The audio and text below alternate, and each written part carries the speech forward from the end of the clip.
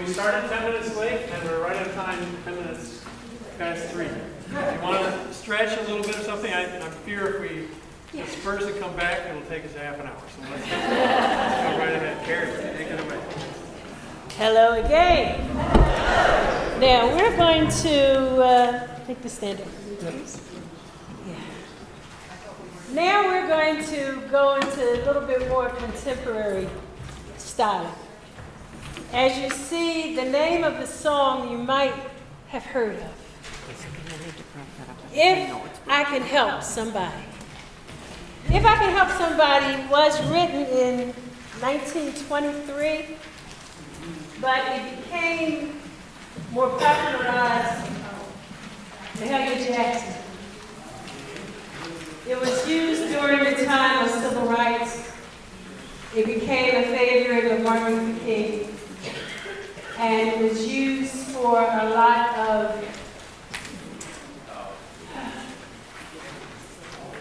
meaning.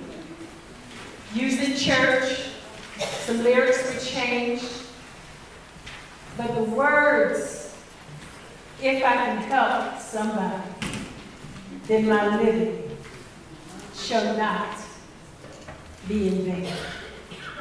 It starts off as a very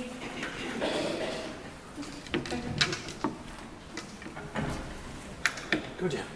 It starts off as a very, I arranged this for intermezzo. That's the choir that I have some years ago. But I wanted a front end of it because I wanted to connect with how it was originally done as a solo and done as something with a lot of depth and a lot of meaning to it. Now the words, it's a solo to it, but you start it and you end it and you're in the middle of the chorus of it. So I'm going to start with the slow part because the fast part in the middle, you're going to catch it really easily because there's a pattern to it, so you'll catch it.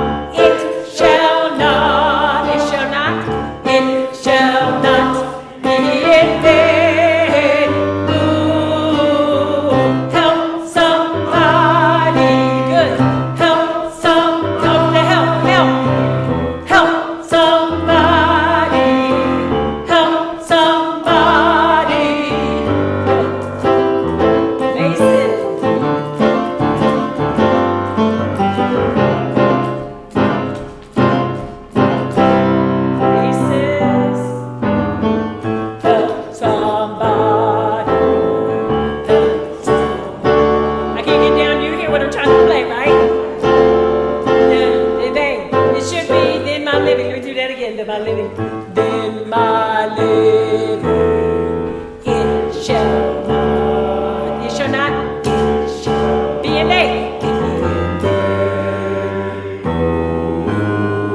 Then my, get off it, don't, then my living, it shall not, it shall not be in vain.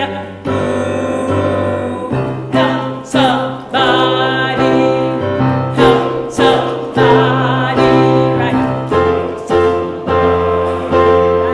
Help somebody. You out? The main thing is you keep it short, okay? Here we go, everybody's in. Everybody say it together.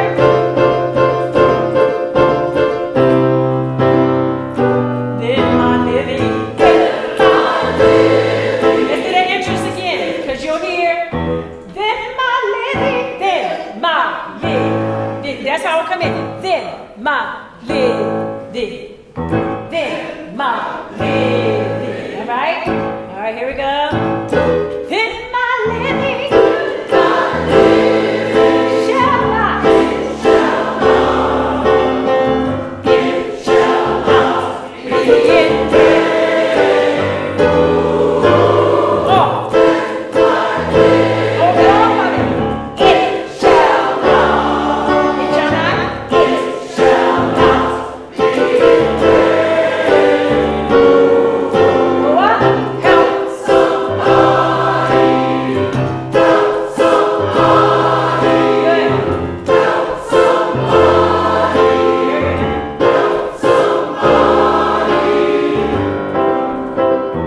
All right. Then there's a second verse, and we'll go through, and then you're going to come back in with the same thing. But that helps somebody section is repeated. So it'll go back through a second time, okay? So let's say that this is the second verse. Let's say that we just did the second verse, all right? Then my living,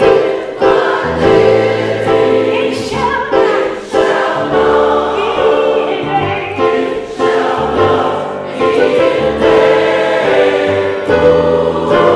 Oh, get off it. It shall not be in vain.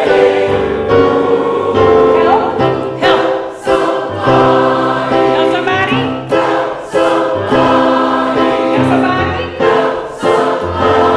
Help somebody. Again, help. Say it serious.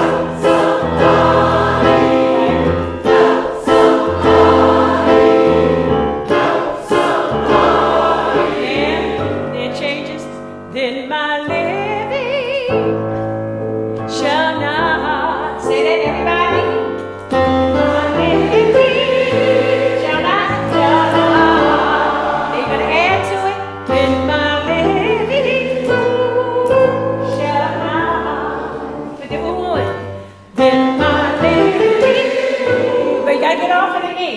This is what's gonna happen. Then my living is everybody. Then my living. But then everybody has a different ooh. Ooh, ooh, ooh. I really need second sopranos in there. If you don't, okay, we got seconds, we got a few seconds, I can do seconds. Ooh, ooh, ooh. I keep looking at you as first, I'm sorry. Ooh, ooh. You're not in the ooh, okay? You're not in it. So it'll sound like this. My living, but get off. Shall not. You can come back in on the shall not. My living shall not. Do that again. My living shall not. One more. My living shall not be in vain. I'm going to teach you the ending, and then I'm going to teach you the front. This is the ending. Sopranos, be in vain. Seconds. Your vein is different. In the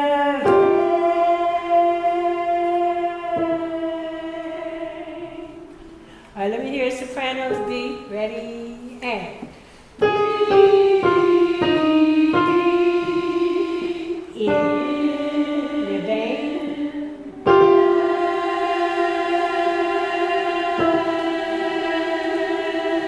Good, good. Tenors, or rather altos.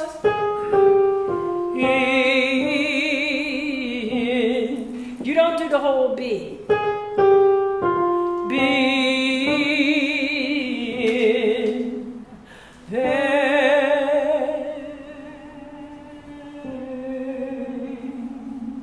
So you come in on the end of B.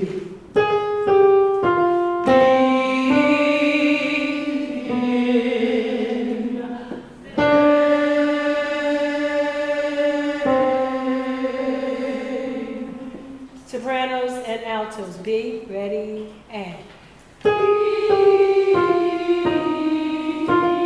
You gotta come in. You come in on the fourth note. Okay, here we go. Here we go again. Ready, and.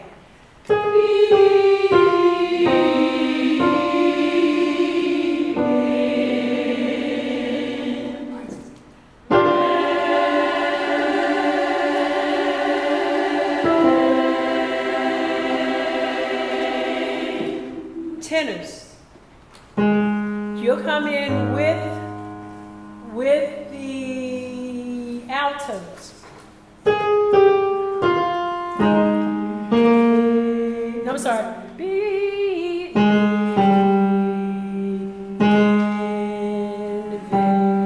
have two notes. So.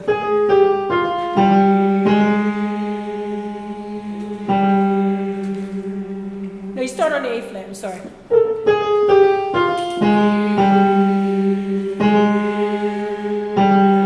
All right. So da da da.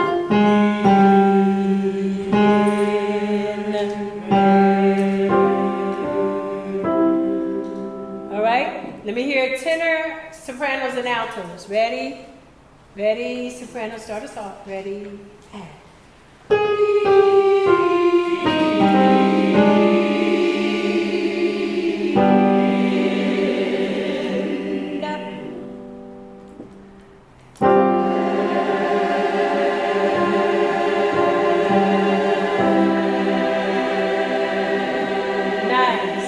Basses, you're with the sopranos.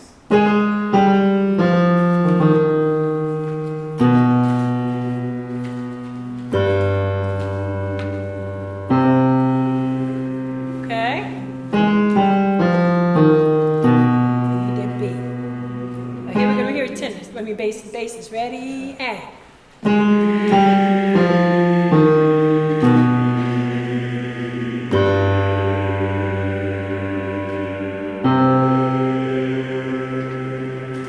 Everybody's in. All right, you hear where everybody's moving. Now your last note, I want you to pull the vibrato out. So when that last note hits, I just want it to be a.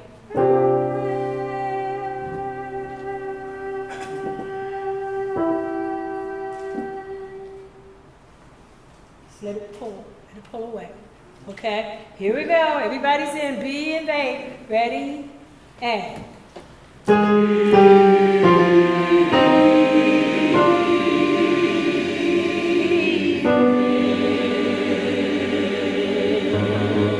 That's right. That's the chord.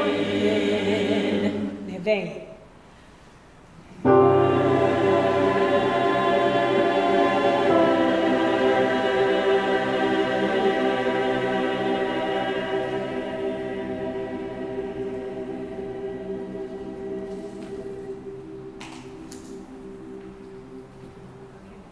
Now that's the end.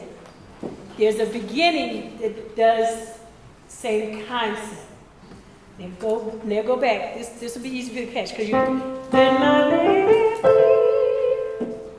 Altos. Then my living. Sing that.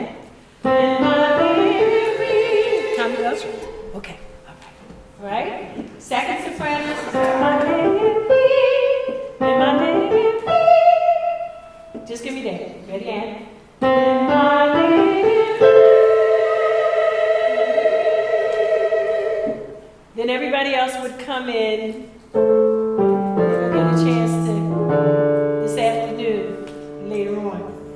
just do that very beginning so you can hear how it'll fit together. It's 5 parts, so there is a second soprano, okay? And then it goes into the song.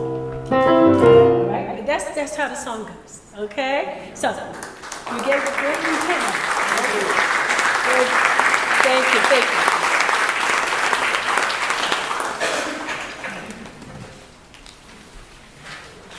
Hello again. Yes. I want to thank Carrie again.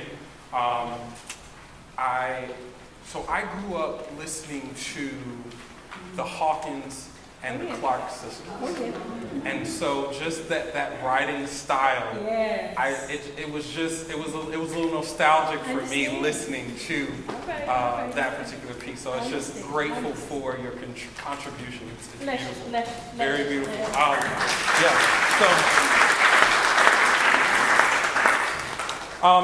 Go ahead and jump immediately to this next piece that we're going to work on. We shall walk through the valley in peace.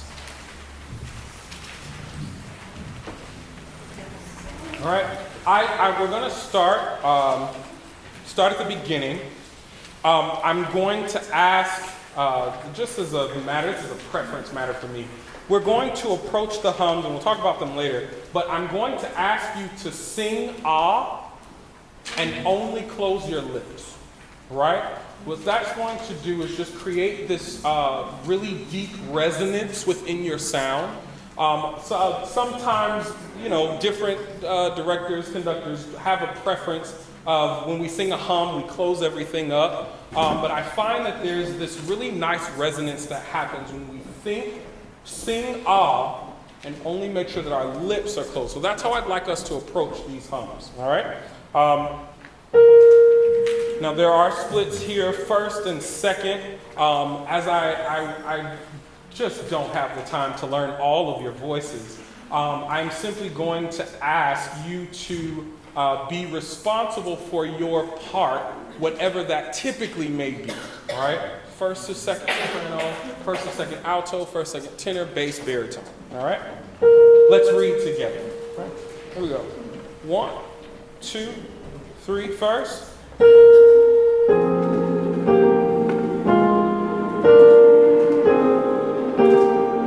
Bass baritone.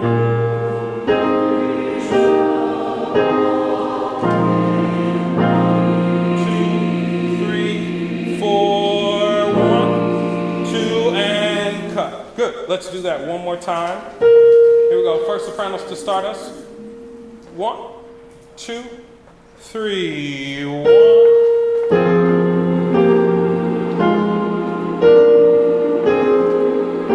Bass baritone.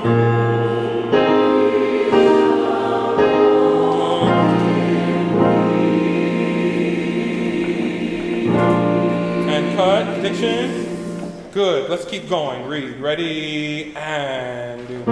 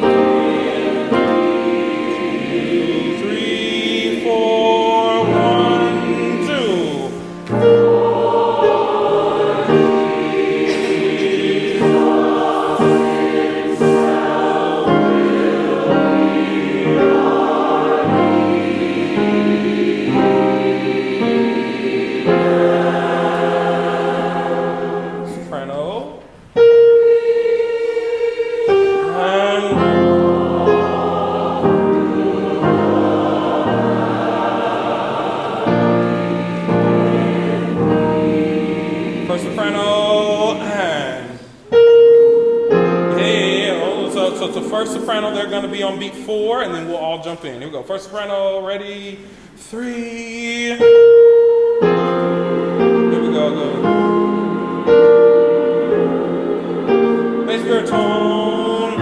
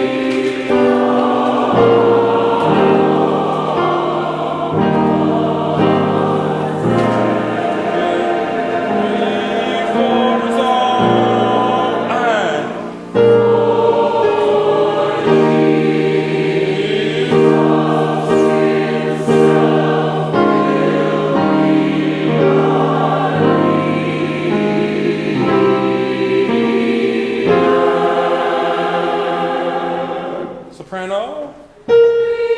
And one.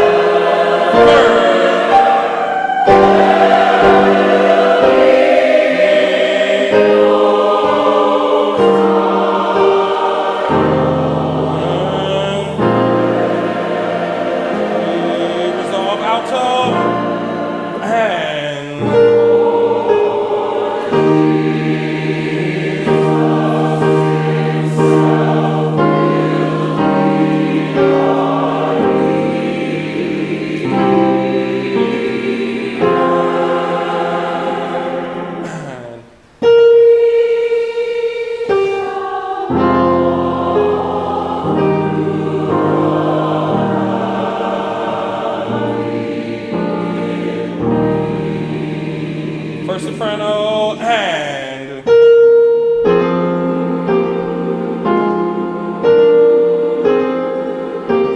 bass baritone,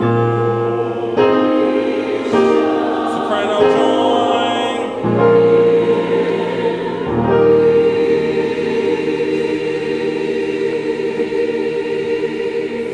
good. Isn't that just a beautiful rendition? So now we once again connecting this idea of origin and the context and the specificity of the piece, right? I want to delve into just this idea a little bit, which makes this song so beautiful to me. Remember we talked about there were generally two types of spirituals, right? There was spiritual for work, and then there was the spiritual that more times than not had a double meaning to it, that spoke about, and would either speak about a promised land, or it would speak about crossing Jordan, or it would speak about, as we have here, walking through a valley in peace. Now, for those of us who, we were able to grow up in church, read and write, and all of those luxuries, we had all, for the most part, memorized a familiar Psalm, Psalm 23, right? That context taken from Psalm 23:4, where it says, "Yea, though I walk through the valley of the shadow of death, I will fear no evil," right? So now for all of that's a familiar context, right? As we've heard it before. But imagine for me, if you will, that there was this way of life that had a constant threat of death, too. And imagine for me, if you will, now we hear first and foremost, of course, about this Savior named Jesus, right? And then we hear, as we are allowed to sit outside the church and listen through the windows as the preacher preaches, we hear this psalmist write that death was nothing to be afraid of. Right? That, once again, Psalm 23, verse 4, that says, "Yea, though I walk through the valley of the shadow of death." Now that gave a different context for us as slaves, right? Because we were always under the constant threat of some kind of life-threatening ordeal, whether it was from running, whether it was from making a mistake. There was always this constant consciousness of the possibility of death. Here's what's so beautiful about this expression. For us, as we look at death, more times than not, we look at it as something to be feared or something to avoid. The slaves had a different concept that I find so beautiful. When slaves heard about death, they heard about what happened after death. So that for the slave, the idea of death was not so much an idea of an end as it comes to just life in general, but it was this idea that it was the beginning of life everlasting. All right? And so it puts us in this space when we speak about walking through the valley in peace. In our thoughts, in our expression, when it comes to this idea, we think about the, not being afraid of death. But from the slave aspect, it was the idea of embracing death as that final moment to say, well done, good and faithful servant. All right? And so I'd like for you to think now from the aspect of taking something like death, which generally have a pretty decent fear of death. I don't think that anyone in general just wants to die. But now take it from the aspect of a slave that now envisions this idea of death as the final escape. And so now this psalmist comes up and says that, yea, though I walk through the valley of the shadow of death, I don't have anything to be afraid of because I know who's walking with me, right? And that is something for a slave at that time that I can identify with. So you mean to tell me Jesus also walked through this valley of death? And as I am walking through this valley of death, I don't have to be afraid because on the other end of this valley of death is life everlasting. All right? So now I'd like for us to go back and just approach, would you go to the pickups into measure 6 for me, please, right?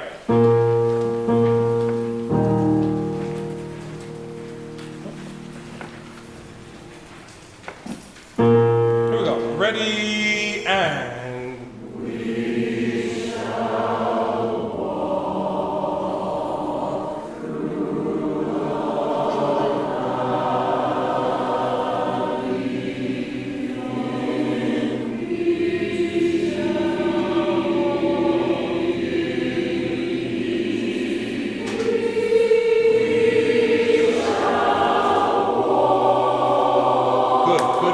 Good. Right? So now, here's what I'm going to just go for as far as expression goes. So the dynamic is, yes, it's going to be mezzo forte. But I would think that my approach, it's mezzo forte, but there's a certain boldness, but there's also a certain type of sobriety and somber approach to this idea that we're not running through a valley, we're walking, right? Now, here's even greater context for that. For me personally, if I had to go through a valley of death, I would run as fast as I could, right? I'd run as fast as I could. But here's this contrasting idea that not only the psalmist sets up, but also the slave sets up, is that because Jesus is leading us, we can actually walk through this valley. Like, isn't that such a more beautiful concept, right? Us running through the valley has to do with us being afraid, right? It's like, oh, I want to get through this valley as quickly as I possibly can. But the other idea says that because this figure is leading, that already has power over this valley that I'm walking through, I can actually take my time. Right? Let's go again. We shall walk. Take that in mind. We're walking through the valley. Ready? We shall walk through the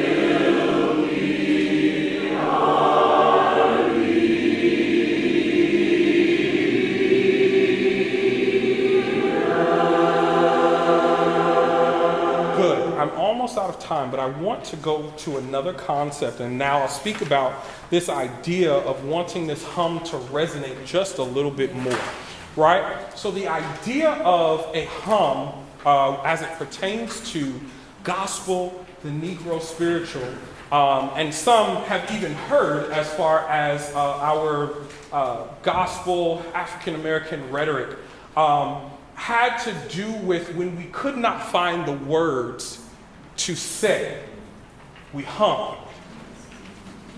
One, when we did not want to get in trouble for the worship that was happening, we would hum, right? So now it's almost as if we are creating a doxology of introduction to this idea of walking through the valley in peace, right? So that there's this context that says, not only do I not have to be afraid, but when I cannot find the words to say, I can trust that this, whatever this leading factor is that they talk about called Jesus, whatever that factor is, I can trust that walking through this valley does not have to be a walk of fear, all right? So now we go back to the hum, and it's why we want it to resonate so much, because it's like this is the part of those prayers. I don't know if you've ever experienced prayer, and I'm almost done, experienced prayer where it's like you can't even say words.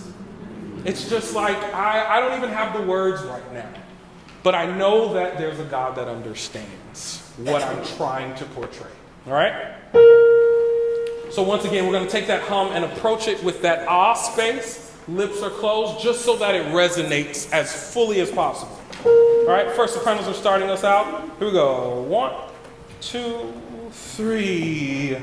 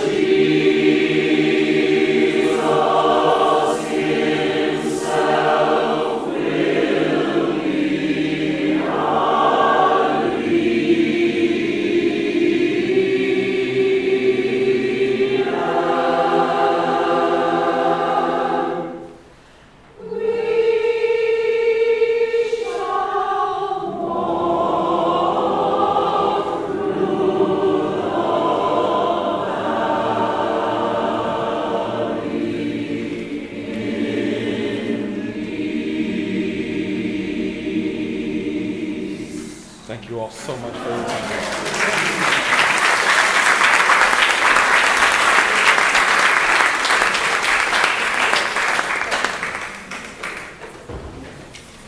This is Paul Johnson. A city called heaven. Now, if I'd been planning better, I would have put this before Jarrett's spiritual, because we shall walk through the valley with confidence, with faith, with sense that Jesus is with them. This song is about before then. Still not quite there, getting to that place. How many of you have heard of Hall Johnson? There's a few. Hall Johnson and William Dawson in the 1930s were the Moses Hogan and Rollo Dilworth of today. Okay, they were sung and published all over. They were most notable for composing and conducting spirituals with large choirs, as many as 200 voices, and making arrangements that suggested the actual experience of what it would have been in a camp meeting, for people to sing together and the spontaneity of it, rather than a rehearsed solo concert spiritual. One of the sadder but humorous in retrospect, I suppose, stories about Hall Johnson is his choir, 200 voices, sang in 1932, were invited to sing for the Lincoln's birthday special celebration. But they asked Fred Waring to conduct because they didn't think that you could have a black conductor, even though it was a black choir. The good news is the reviews were ruthless. The reviews were ruthless. He said he was totally out of his element, didn't know what he was doing, and shortly after that he stopped trying to do it. This is an unpublished spiritual of Hall Johnson, which was given to me by his biographer, Gene Simpson. Does anyone know Gene Simpson? He was at Rowan University for many, many years, and the archives of Hall Johnson are at Rowan University. R-O-W-A-N. Rowan. Sorry, I'm New Yorker, it's in New Jersey. I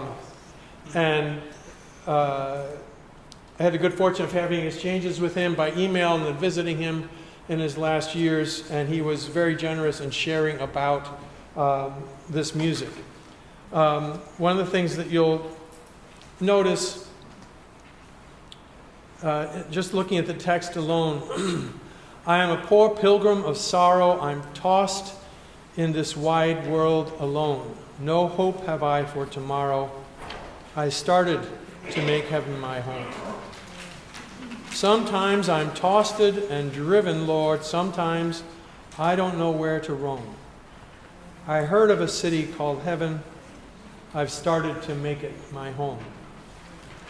Now here for the verse, he talks about tensions in his family.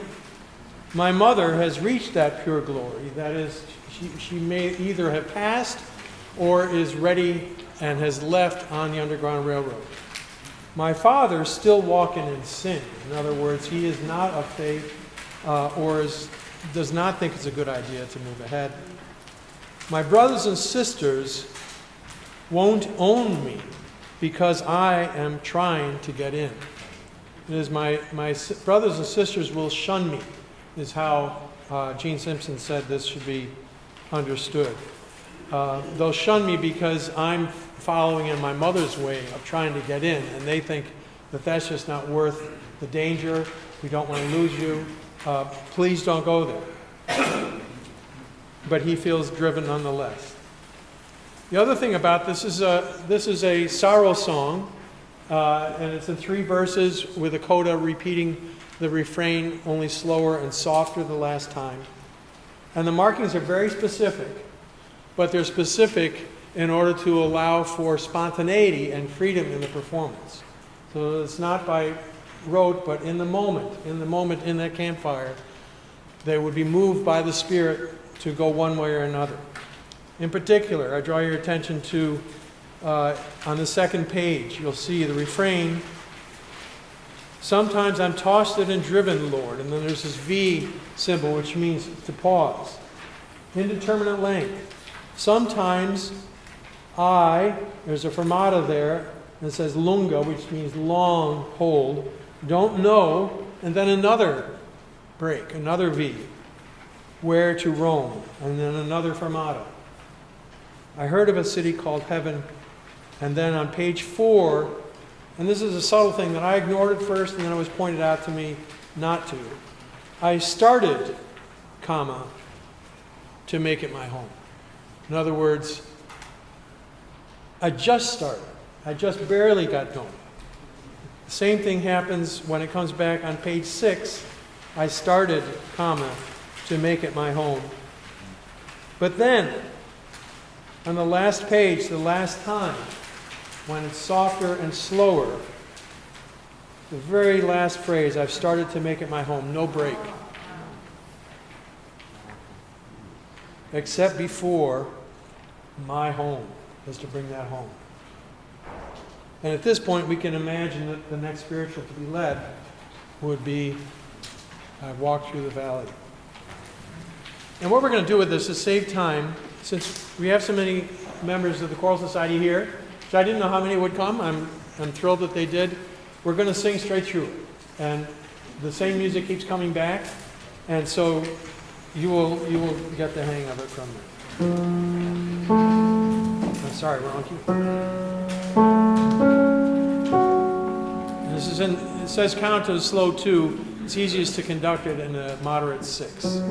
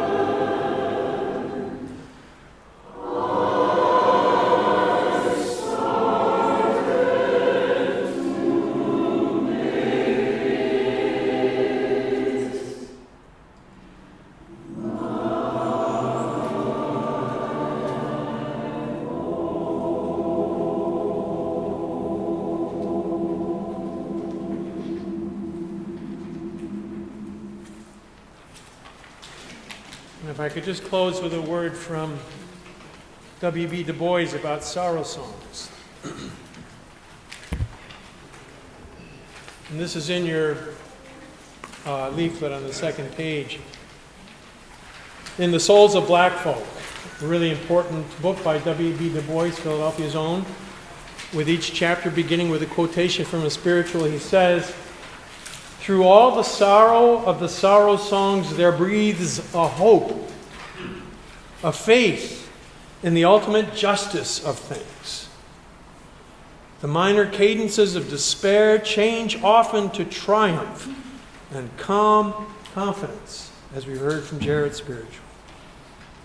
Sometimes it's a faith in life, sometimes a faith in death, sometimes assurance of boundless justice in some fair world beyond. But whichever it is, the meaning is always clear, that sometime, somewhere, men will judge men by their souls, and not by their skins. And then he asks, and this is the question for us, is such a hope justified? Do the sorrow songs sing true? Let that be our goal. Yay.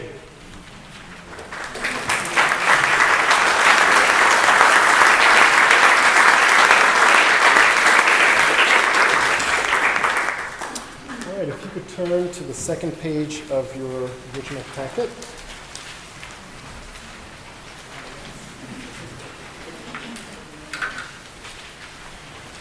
I think all of us here as presenters we've studied spirituals for years. And, one of the interesting facets is how spirituals are passed down through notation. There's certain things that we simply must learn through notation. It's a very important means of communication. I first heard this spiritual, Lord, I Done, as a part of a procession. In Washington, D.C., there is an institution called Nation House. And every year they do a festival called Sankofa. And then in September they do this procession. And this song was sung in the procession. So I actually had not heard it done since then, so about 20 years ago. And I decided I would write it down. This is the first time, so I kind of wrote it down from my head. Dr. Uzi Brown has a version of this also that was just published by GIA that has a different melody to it. So this was the melody that I heard and came in contact with, and my ability to write it down allows me to be able to share it with you in this context. It's very simple. It's in unison. For me, the message of the text, Lord, I done. Lord, I done. Lord, I done what you told me to do. That following. We're following what the Lord gives us. Not what man is giving us, but what the Lord, what our path is in Christ, in Jesus, in whatever inspires us to move forward that goes beyond whatever trials we're going through at that moment. The verses, I chose those particular verses, walk, talk, sing, shout, but these verses were improvised to the moment. So there are other words that could be put in those contexts. So I just wanted to, it's just an exercise. Are there some other words? Lord, you told me to walk, and I done that too. You told me to talk, you told me to sing. Are there other words that come to mind that we could also put in that context? Pray. Ooh, love it. Teach. Cry. Love. All right, now I'm going to put some folks to work here because the whole idea of these verses is that they should come from different voices within the congregation. So it shouldn't all just be from one person. They can come from those different people. So who said pray? Beautiful. All right, I'm going to teach you how to sing that part. Teach. Beautiful. I'm going to teach you how to sing that part. Cry. Beautiful. And love. Good. We're going to substitute these words. We're going to give you lots of help. All right, so the refrain of this, I had a wonderful opportunity to perform this for the first time on August 6th, and Carrie was one of my soloists for this, so I'm going to be calling her over shortly to lead this. But these verses, once you learn it, they're going to be real easy for you to pick up. Sounds like this. I'll sing first, and you sing after me. Lord, I done.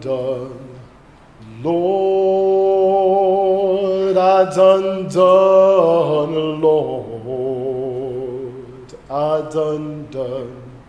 I done what you told me to do. I said, Lord, I done.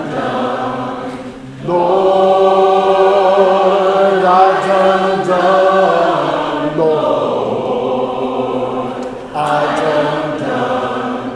I done what you told me to do. I said, Lord, I done. Lord, I done, Lord, I done what you told me to do. You told me to walk, and I done that too. I done what you told me to do. You told me to walk, and I done that too. I done what you told me to do. I said, Lord, I done. Lord, I done.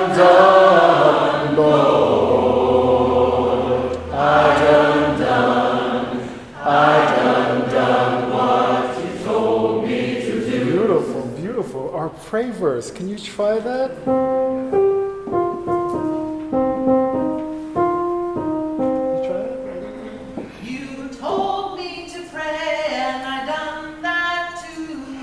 I done what you told me to do. You told me to walk, and I done that too. I done what you told me to do. Said, Lord, I done. Lord, I done. Lord, I done. What you told me to do. told me to teach. Try it. You told me to teach, and I've done that too. Yes. I done what you told me to do. You told me to teach, and I've done that too. I done what you told me to do. I Said, Lord, I done. Lord,